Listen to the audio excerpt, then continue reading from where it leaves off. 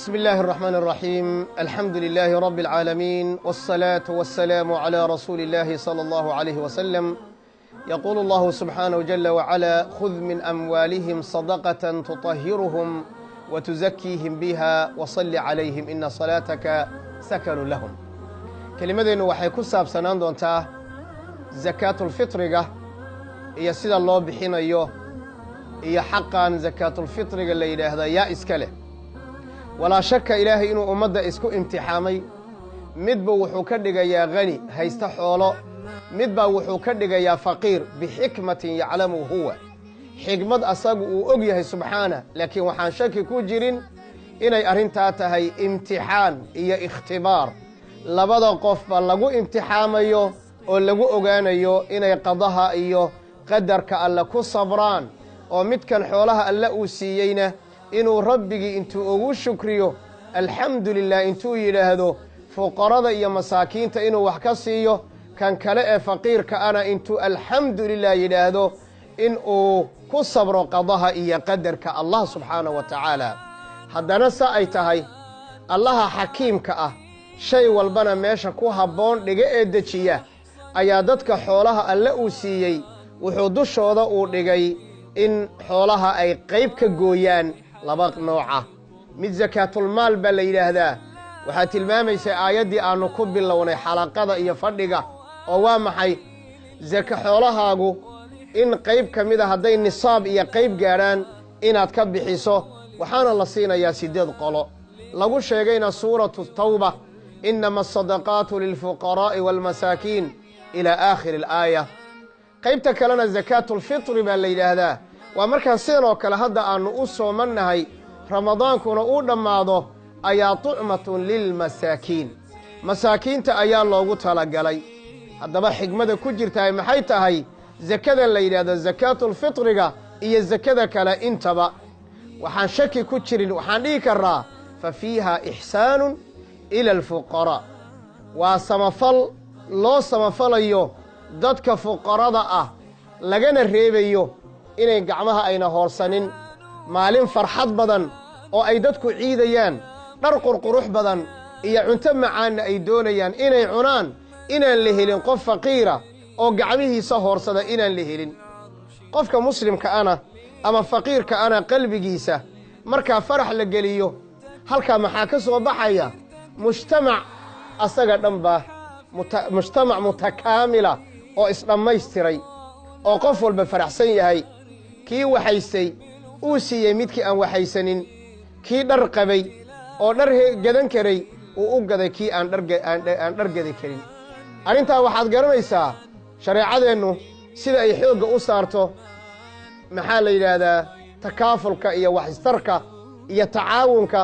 iyo in fuqarada iyo masaakiinta mar walba la korab istaago. waxaa kaloo masaladan ku jira, waxaa ku jira khuluq iyo dhaqan wanaagsan, waayo qofkaa la barayaa inuu wax bixiyo. waxaana loo sheegayaa xoolahan asagu inuusan lahayn ee alle uu siiyey subxaanahu wa tacaala. haddaba inuu zakada ka bixiyo oo faqiirka siiyo inay waajib ku tahay. amhilo intaa ka badan waxaa dheer sidoo kale oo ayadana la dhihi karaa, qofka sooman ayaa waxaa lagaga daadinayaa wixii dhacdhaca oo ramadaanka dhexdiisa ku yimid ayaa lagaga daadinayaa oo dembi ah. hadduu hadal xun ku hadlay, hadduu wax xun fiiriyey, hadday si wax oga dhaceen. walidaalika baa waxaa la yidhahdaa sadaqadan la yidhahdo zakaatulfitriga, sakada la yidhaahdo waxay ka daadinaysaa dembiga qofka miskiinka ayay ka daadinaysaa. sidoo kale waxaa ku sugan idhaaru shukri nicmatillaah, nicamillaah, inaad nicmada alle bannaanka soo dhigtay subxaanahu wa tacaala ayay ku tusinaysaa. zakaatulfitrigu oo ramadaanka la bixiyo saacan min tamrin aw saacan min shaciirin cala alcabdi waalxuri waaldakari waalunhaa waalsagiiri waalkabiiri min almuslimiin. bukhaari muslim ayaa xadiidkaa warinaya min xadiidi cabdullaahi bni cumar radia allahu tacaala canhu. zakaatulfitrigu waa saac, waa 2 kiilo iyo wax yar oo maxaa la yidhahda ii keen timira, ama 2 kiilo iyo wax yar oo qabandi ama sarreena, ama wax yar oo maxaa la caano booro caano la qallajiyey ah ama bariis ah. أشياء أي نبي حديدي صلى الله عليه وسلم وحانا واجب أي كنت أي قف كستو حرأة إيا ميد كستو أدونا إيا ميد كستو اللب أما ندق مدير إيا مدوين أو أي عيدو متغانا أردع ذي قبل كيدو أردعي أي واجب كنا قنايا ولذلك ابن عباس حديث النبي كم مغلي أي النبي صلى الله عليه وسلم فرض رسول الله صلى الله عليه وسلم زكاة الفطر طهرة للصائم من اللغو والرفث وطعمة للمساكين حديث كان لما الرماد أيوت المامي متى كوبات زكاة الفطر قفك الصومنابي الطهيريسا وأي دنبك كبا بإنيسا وحي كدعي أو حمانة اللغو والرفث وحانا الله قلت لك لي مساكين وطعمة للمساكين قورت الله بحين أيوه وحاويا وقبل الصلاة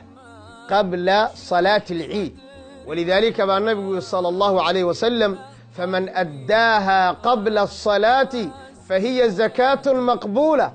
قفك بحية صلاة عيد انت لآذن قفك بحية فهي زكاة مقبولة وزكاة لأقبلي يعني حق ماشي لو قلت لقلال ومن أداها بعد الصلاة قفك صلاة كذب بحينا فهي صدقة من الصدقات واجب كامل عينه صدقات كعادقة صدقة لمدة أنباد بحيسي صدرات ما وحل الدونية إن زكاة الفطر قال الصيب بحيو ما بنانتها مالين إيا لوان مال إيا كهر إلا بحيو نعم أيضنا ويبنانتها صحابة قيبة كمدة أيي كسوناتي هذا ما وحن لنا هاي dadka qurbaha iyo reer galbeedka inta badan degan inta badan ay masaakiin dhex joogin waxa uu haboon inay sii xawilaan waqti xawaaladu ay gaarsiin karto miskiinka taasi waa mulaaxadada koobaad midda labaad waxa la bixinayo miskiinka la siinayo waa inay noqdaan xoolo waa inay noqdaan sida hadda aan sheegnay oo kale xoolo waxaan ka wadaa waa inuu raashin noqdo sida timir ama bur ama caano la fariisiyay iyo waxa la midka ah waqtiga nabigana saas ayaa loo bixin jiray calayhi salaatu wassalaam waxa laga yaabaa inaad su'aali weydiiso dhahdo aniga hadda markaan halkan jooga seen u bixiyaa waxaan ku leeyahay lacagta dir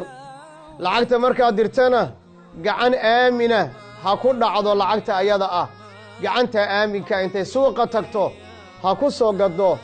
raashinka ha ku soo gaddo ayada ayaa sawaabka iyo xaqa u dhow maxaa yeelay markii wax la kiilaynayo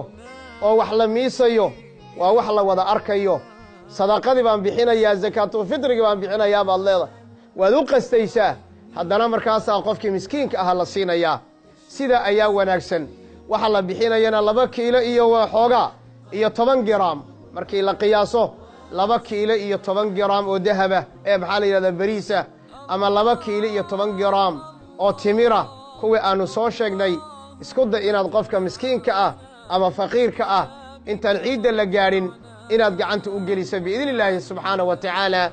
waajibad adigu gudatay asaguna waa ku farxayaa waana islaamka iyo wanaagiisa arrin ku tusayo weeyaan arrinta ayada inaan ku wada dadaallo waa arrin loo baahan yahay ilaahay ha naga dhigo subxaanahu wa tacaala kuwa waajibka noocaa guta dadkii lahaana ee alla iyo rasuul ay u qoondeeyeen ama ay u qorsheeyeenna kuwa gaarsiiya allah ha naga dhigo inta aanu kaga kulmayno fadhi aan kan ahayn inta ayaan idinkaga tegayaa wajazaakum allahu khayran wassalaamu calaykum waraxmat ullaahi tacaala wabarakaatu channelka haddaad ku cusub tahay subscribe dheh kambalelkana furo like iyo sharena kama marno